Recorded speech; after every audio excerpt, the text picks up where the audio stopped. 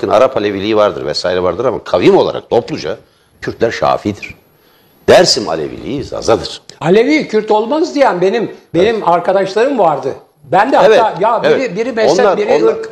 Tabii onlar Zazadır. Onlar Zazadır ve Horasan'dan Oğuzlarla beraber, Oğuz Türkmen boylarıyla beraber Anadolu'ya göç eden önemli bir kavimdir. Nizamül Mülk tam 1000 yıl önce siyasetnamede onları anlatır.